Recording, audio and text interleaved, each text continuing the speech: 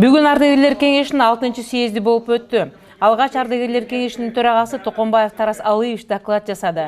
Бүгүн коомчулук согуш ардагерлерин унутта калтырып бара жаткандай, согуш ардагерлерин унуткаруу менен тарыхтын изин да өчүрүп алышыбыз мүмкүн. Анткени мектеп окуучуларынын, студенттердин программасында бул темада аз сабак өтүлүүдө. Согуш ардагерлери өлкө коопсуздугун сактоо үчүн гана кооптуу окуяда эскекелерин айтып өттү. Надо обратить особое внимание на работу с молодежью, проводить ее не эпизодически в связи с праздниками, а систематически и постоянно.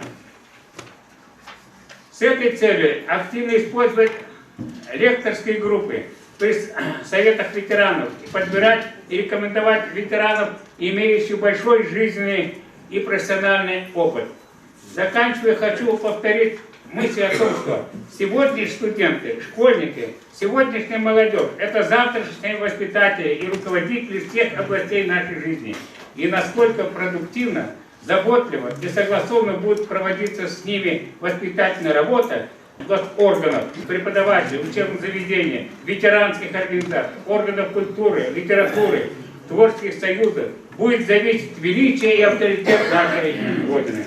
Съездге 7 дуандын ардагерлери келип катышып, жер-жердеги көйгөйлүү маселелерине токтолушту. Жерде турган президенттерге, тырдагылардын көбү дагы кийин болуп атат, жокка маселеси кандай чечилет? Ар бир районго 113 миң сомдон өкмөттүн 44-чү токтому боюнча 113 миң 114 миң тегерегинде акча бөлүп тур. Ошондой эле учурда Головной могул жерге 700 миңден ашык акча бөлүнүп тур. 400 миң 44 районго, мына жерде турган аксакалдарга 700 миңден ашык. Айналайындар. Иштин бардыгы мыногу нар жакта болот. Бул жерде силер бизди кабыл аласыңар, биздин берген информация менен иш кыласыңар. Ошон үчүн мына жерде дагы жанагы чоң район, кичине район дебестен мына болгон акчаны жакшынакай кылып туруп бөлүшүп коюш керек болгондор. Съездин жүрүшүндө Афган ардагерлер уюмунун төрагасы Жогорку Кеңештин депутаты Нурлан Төрөбаев чыгып сүйлөдү. Көйгөйлүү маселелерди чечүүнүн жолун бийликтен же болбосо чет элдик инвесторлордон күтпөстөн өзүбүз да аракет кылышыбыз керек деп өз оюн билдирди эл өкүлү.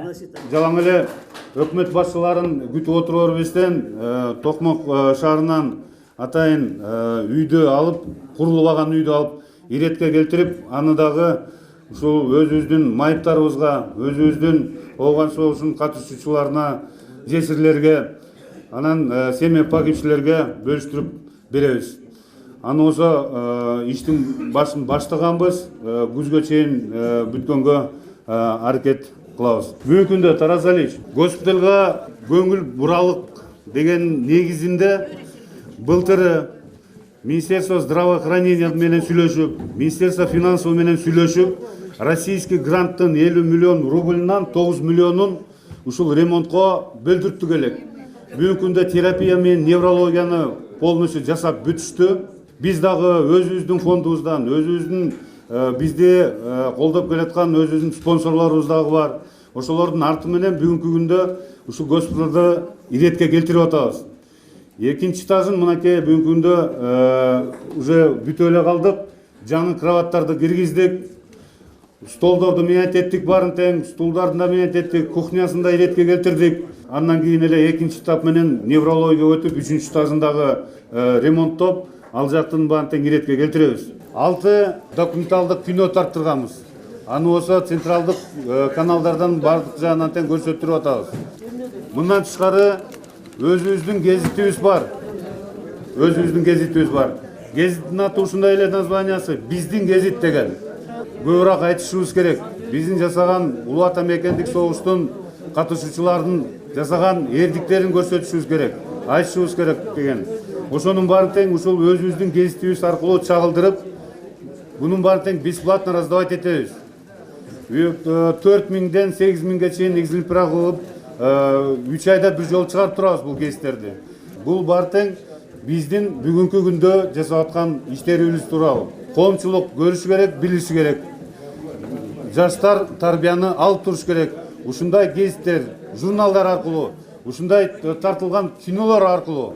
Анан ушул 25 жылдыкка карата эми өкмөт башчыларын күтүп отуруп бербестен, өзүбүздүн фондубуздан каржылап, 25 жылдык юбилейный деген медалды чыгардык эле.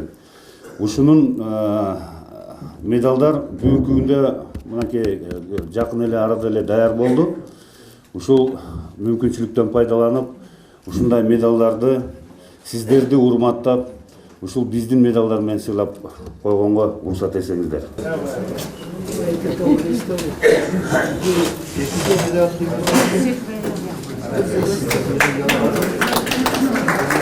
Как Калинин поцеловал меня, молодец. Карысы бардын ырысы бар демекчи Нурлан мырзанын сөзүндө да кадет жок. Урмат сыйдын үстүндө ардактуу каарылыкты сүрүп жаткан ардагерлерибизди азыр сыйлабасак кийин кеч болуп калары шексиз. Үмүт Муканбетова, Азат Акматов, Кабарлар KG сайтына.